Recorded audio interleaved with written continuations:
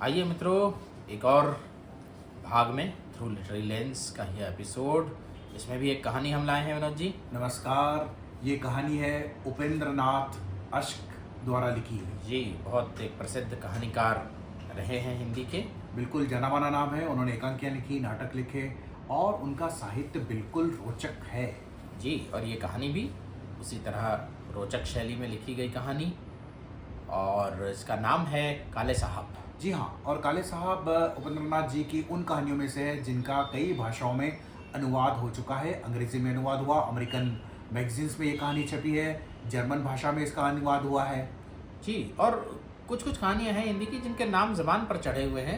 उनमें से ये एक कहानी है काले साहब। जैसे आपने उसने कहा था, हर जी। किसी ने सुना है नाम उसका। जी, इसी कफन तरह जैसे कफन प्रेमचंद की। इसी तरह से काले साहब जो है उपेंद्र नाथ अश्क की कहानी।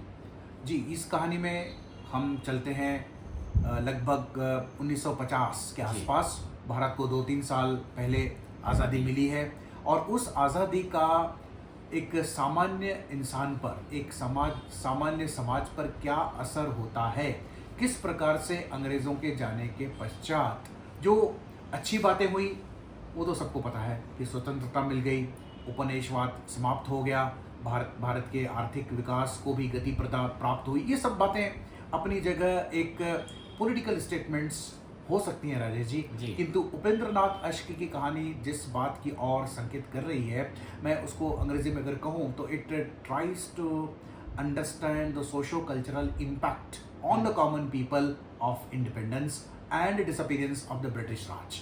जी, और एक साधारण व्यक्ति के संपर्क में जो राज की जो रियलिटी थी, जी है ना। इम्पेरियलिज्म ठीक है, साम्राज्यवाद एक बहुत भीषण चीज़ है, हम भी समझते हैं। और जिस तरह की उत्पीड़न जिस तरह का हुआ, ये सारी बातें सही हैं अपनी जगह, इस पर वो कोई बात नहीं है। लेकिन एक रिक्शे वाले के माध्यम से इस कहानी में जो बात समक्ष आई है वो ये कि एक साधारण व्यक्ति किस तरह से पोषित था अंग्रेज़ों द्वारा। अब कहानी राजेश जी ऐसे होती है कि इसमें जो मेन पात्र है वो है श्रीवास्तव जी, वे डिप्टी कलेक्टर के बने हैं और अपनी पोस्टिंग के लिए वो इलाहाबाद आए हुए हैं। और उसी दिन, जिस दिन वो पहुंचते हैं इलाहाबाद, उसी दिन वो अपने डीएम से मिलने जाते हैं, किंतु डीएम उस समय उपलब्ध नहीं है और उन्हें 1 घंटे का समय है और इस घंटे का सदुपयोग करने के लिए वो अपने परिचित मित्र के पास जाना चाहते हैं और वो एक रिक्शा हायर करके उस रिक्शे में बैठते हैं। मोल भाव करते हैं, रुपया घंटा नहीं देते, वो 10 आना घंटा करते हैं। बार्गेनिंग ही बार्गेन्स, है ना। हालांकि वो डिप्टी कलेक्टर हैं, सोचिए जी, फिर भी एक रुपया देने को तैयार नहीं है। और फिर वे रिक्शे वाले को देखते हैं, उनको लगता है कि साधारण रिक्शा वाला नहीं है, क्योंकि वो दिखने से गरीब किसान मजदूर भी नहीं लगता और जो आर्मी से जो लोग खाली हो चुके थे वो भी रिक्शा चलाते थे, तो फौजियों जैसे अकड़ भी उसमें नहीं थी, लेकिन एक सभ्यता उसके चेहरे पर दिखाई दी और वो इस रिक्शे वाले से गुफ्तगू करने लगते हैं। तो रिक्शा वाला कहता है कि मैं मजबूरी में चला रहा हूँ, कोई इच्छा से नहीं चला रहा हूँ रिक्शे। तो हालांकि बड़ी अजीब बात कहता है वो रिक्शा वाला कि हम तो अंग्रेज साहब के यहाँ काम करते थे, बाकी कोई काम करना हमें आता नहीं। हमने तो कहा हमें विलायत ले चलिए साथ में, वो नहीं ले गए, अर्जी भी दे दी। तो हम अब क्या करें, तो अब हम रिक्शा चलाते हैं। तो ये बड़ी अजीब सी बात है, उत्सुकता निर्माण होती है श्रीवास्तव जी के मन में कि भाई आखिर ऐसा कौन सा काम करते थे अंग्रेज साहब के पास कि जो अब नहीं कर सकते। जब अब हम भारतीय लोग जब साहब बने हैं, दे आर गवर्निंग, तो ऐसा कौन सा काम था। वो कहते हैं साहब हम उनका बस कपड़ों की देखभाल करते थे। जी, अब श्रीवास्तव को ये नहीं समझ में आता कि कपड़ों की क्या देखभाल करते हो, क्या तुम जूते पॉलिश करते तो? जी नहीं, जूते तो नहीं, हम पॉलिश नहीं करते थे, केवल कपड़ों की।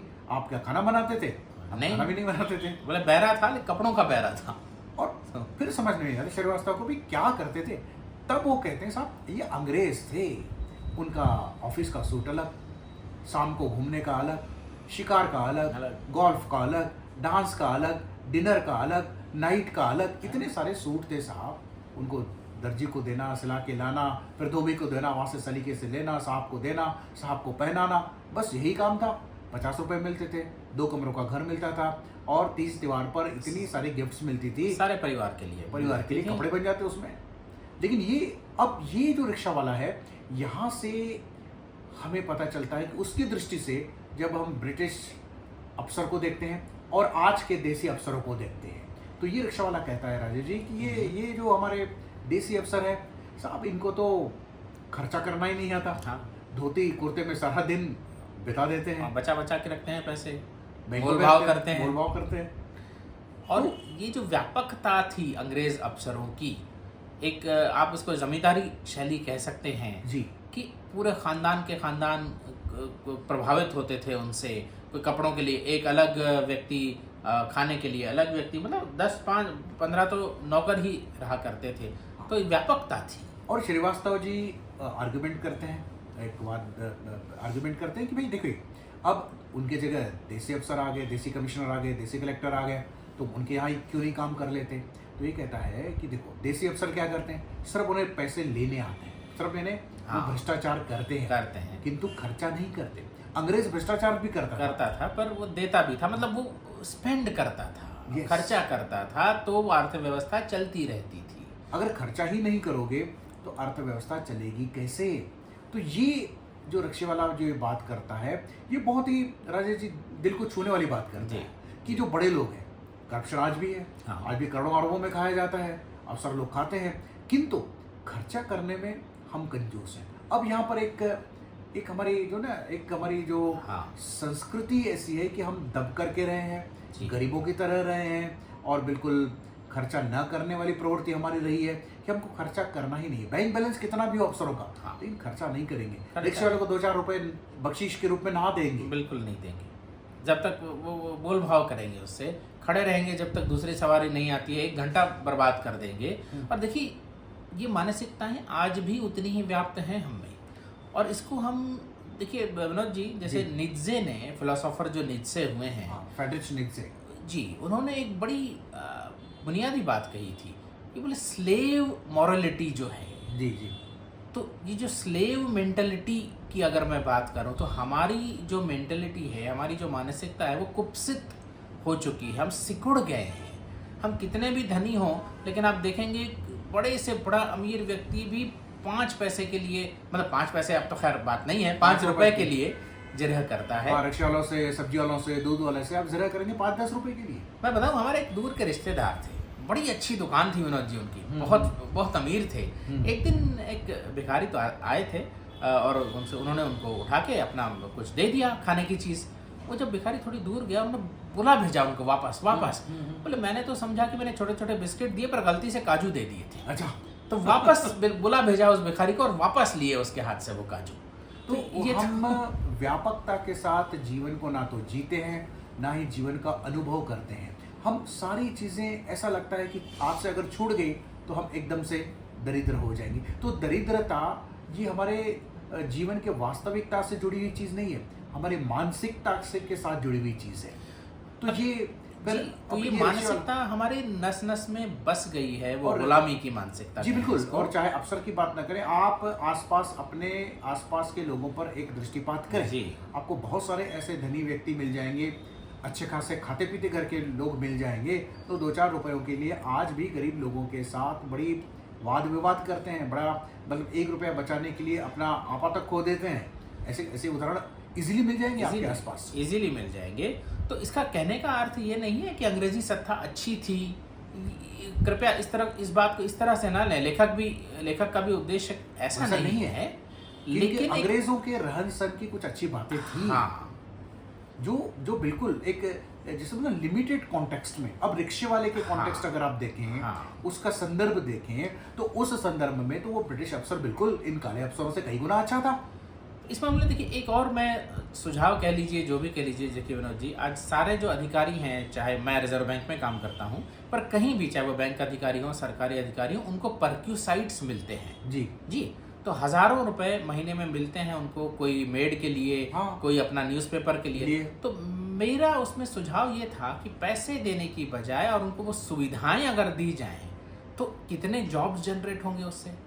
ड्राइवर का पैसा देने की बजाय ड्राइवर का पैनल बना दीजिए, उसमें से वो ड्राइवर सिलेक्ट करके अपना ड्राइवर रख ले और उनका पैसा ऑफिस दे ड्राइवर का। फिर आप बोल रहे हैं, उपेंद्र नाथ जी बोल रहे जी। हैं हमें तो जमा करने की प्रवृत्ति हाँ, है। तो दिक्कत वही है, हम पैसा दे देते हैं अधिकारियों को, हाँ। और चाहे वो अपने बैंक में जमा करके रखें, वो ना जाए। वो गाड़ियाँ खुद ही चलाते रहते हैं, जब गाड़ियाँ खुद ही चलाते हैं, वो ड्राइवर रखते नहीं है। तो अरे भाई साहब, उनकी जो पत्नियां हैं खुद काम करती हैं, मेड रखती नहीं है। तो परक्यूसाइड्स को हम कैश की बजाय काइंड में अगर दें तो, और उससे देखिए सोचने वाली बात है, एक शानो शौकत भी तो बनी रहती है मनोज जी। जी बिल्कुल। हाँ। अब शानो शौकत में तो साहब अंग्रेजों का जी। कोई मुकाबला ही नहीं कर सकते हैं। अंग्रेज साहब बिल्कुल और अपने शान नहीं छोड़ते थे, नहीं। और यहाँ के अफसर भी लगते ही नहीं साहब अफसर हैं। With due respect to all जी अफसर्स। जी बिल्कुल बिल्कुल, ना तो वो अपने रंग ढंग से लगते हैं, और ना ना ही बोलचाल से ना ही लगते हैं, बोलचाल से, ना ना ही ही भाषा प्रवृत्ति से से लगते लगते हैं। मतलब अक्सर अफसर नहीं लगते। जी जी। तो- अब ये रिक्शा वाला बड़ा चालाक है। हाँ जी। अब इतनी सारी बातें उसने अंग्रेज अफसर की बता दी। अब हिसाब के हिसाब से 1 रुपया चढ़ाने हो रहे थे जी लेकिन अब श्रीवास्तव साहब को शर्म आई कि इतनी सारी बातें उन्होंने बताई है जी। तो 2 रुपए उन्हें दे देता है। हाँ। और जब वापस आता है तो पहला रिक्शा वाला पूछता है कि भाई कितना मिला है? कितना मिला? तो बोले 2 रुपए। बोले 2 रुपए? 2 रुपए तो हो नहीं रहे थे। अरे बोले इस काले साहबों से निपटना मुझे अच्छे से आता तो है। देखिए कितना गहरा कटाक्ष है कि काला साहब है, कंजूस होगा, हाँ। जरूर मोल भाव करने वाला होगा, तो हम उनको पैमाने ही ऐसे दें, अंग्रेजों के पैमाने दें। पैमाने देते हैं साहब, जी, तो उसको उदाहरण दे दें तो उसको लगेगा कि नहीं कि हम भी साहब हैं, हाँ। फिर हम क्यों पीछे रहे। तो मैं ये बोलूंगा राजेश जी जी। कि ये तो विषय वस्तु हुई कहानी जी, जी, जी। लेकिन उपेंद्र नाथ अश्क एक बहुत ही माहिर कहानीकार है। हाँ। उनकी आप शैली देखें साहब, हाँ, बिल्कुल, उनका जो ऑब्जर्वेशन का जो पावर है। 3 श्रेणियां रिक्शे वालों की बताई इलाहाबाद बिल्कुल। में है। और आप कभी इलाहाबाद तो- या बनारस इस जी। इलाके में जाएं जी। साहब, उपेंद्र नाथ अश्क की ये कहानी याद आ जाएगी। जब आप रिक्शे में बैठेंगे, अलग अलग प्रकार के रिक्शे वाले, उनसे आप जब गुफ्तगू करते हो तो बहुत सारी ऐसी सामाजिक, सांस्कृतिक और उस इलाके की बातें आपको पता चल जाती बिल्कुल। हैं। तो रिक्शे वाला सिर्फ रिक्शे वाला नहीं है, एक संपूर्ण सामाजिक जिसको कहते हैं ना, सांस्कृतिक सामाजिक प्रतीक है, प्रतिनिधित्व करता है उस समाज का जिसमें ये सारी बातें घटित होती हैं। जी। मुझे याद है, मैं लखनऊ में आलमबाग जाया करता था एक रिक्शे में, तब 3 और 2 रुपए का मोल भाव, मैंने भी मोल भाव किया विनोद जी, जी, तब जी, मैं जी। अफसर नहीं था। जी जी। तो- आप साहब माशाल्लाह, आप बहुत बड़े अफसर हैं रिजर्व नहीं बैंक ऑफ इंडिया में। नहीं, ऐसी बात नहीं है। तब मैं रेलवे में एक था, तो 3-2 रुपए का मोल भाव चल रहा था, तो मेरे मुंह से निकल गया कि भाई आप तो नेत्रहीन जान के स्थिति का फायदा उठा रहे हो। तो उस रिक्शे वाले के मन में ये बात चुभ गई। बोले साहब आपको मैं यूं ही छोड़ देता हूं, पर आप ऐसा ना कहें कि मैं आपका फायदा उठा रहा हूं। और एक बात मैं ये कहूँगा, उपेंद्र नाथ अश्क जब रिक्शे वाले को अपने कहानी का चरित्र बनाते हैं, एक पात्र बनाते हैं, जी। तो इससे ये भी पता चलता है कि एक साहित्य जो है हाँ। किस प्रकार से सामाजिक समानता का दायित्व को बिल्कुल। निर्वाह कर सकता है। आपने कितनी कहानियां पढ़ी होंगी जिसमें रिक्शे वाला पात्र हो? और आजकल के, खास करके मैं बात करूंगा जी। लेखकों की, आजकल के जो पात्र हैं वो एलीट क्लास से आते हैं। हम भूल गए उस किसान को, उस मजदूर को, उस रिक्शे वाले को, उस हाँ, कूली को, हाँ। जो कि हमारे कहानियों में उपस्थित हुआ करता था। करते थे। आजकल तो रिक्शा ही नहीं मिलते हैं सड़कों पे। जी बिल्कुल। लेकिन तो- जो भी व्यक्ति हैं, पीड़ित हैं, गरीब हैं, शोषित हैं, आज हमारी कहानियों में नहीं है। जी नहीं है। और प्रगतिवादी कहानियों में आया करते थे, जी। लेकिन प्रगतिवादी कहानी अगर एक सोशल प्रोपेगेंडा बन के रह जाए तो निश्चित रूप से उसका कलात्मक पक्ष कहीं क्षीण हो जाता है। लेकिन उपेंद्र नाथ अश्क की कमाल ये है कि एक रिक्शे वाले को मुख्य पात्र बनाकर भी उन्होंने कलात्मक पक्ष को कहानी के बिल्कुल बरकरार रखा हुआ है।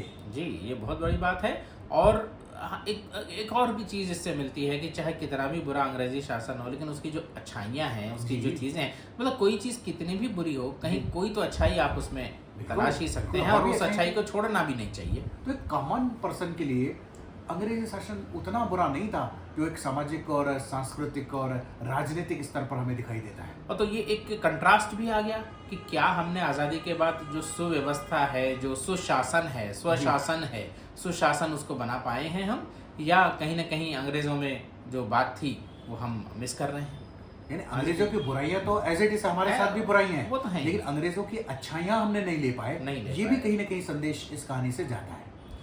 तो ये जरूर वही बात हो जाती है विनोद जी, जैसे आजकल की संस्कृति में हमने अंग्रेजों का परिधान तो पहन लिया है या कम कर दिया है अपना परिधान, पर बाकी चीजें अंग्रेजों की आज भी हम लेने में, भाई अंग्रेज पंक्चुअल हुआ करते थे, हम पंक्चुअल हुआ पंक्चुअलिटी आज करते तक सीख नहीं पाए। उनका अनुशासन हुआ करता था। बिल्कुल, वो और न्यायप्रिय जो थे। आज भी रिश्तों का जो खुलापन है, आज भी हम वो नहीं अपनाते, बस कपड़ों का खुलापन अपनाते हैं। बिल्कुल। तो उपेंद्र नाथ अश्क की कहानियां बहुत सारे बिंदु आपस में समाये हुए जी। हैं। आप इसको ज़रूर पढ़ें, उपेंद्रनाथ अष्ट की और साहित्य पढ़ें, क्योंकि अच्छे साहित्यकारों को पढ़ना यानी अपने जीवन को सुसंस्कृत बनाना है, जी। अपने जीवन में आनंद उत्पन्न करना है, क्योंकि आप कभी भी आप रिक्शा में या ऑटो में बैठेंगे, टैक्सी में बैठेंगे तो आपको याद आ जाएगा उपेंद्रनाथ अष्ट के रिक्शा वाले, जी आपको अवश्य याद आ बिल्कुल। और जाएंगे। इलाहाबाद में या उस लोकेलिटी में कोई ये चैनल अगर सुन रहा है तो ज़रूर आज शाम को जाइएगा, रिक्शे में बैठिएगा, रिक्शे वाले से बात करिएगा। नमस्कार। नमस्कार।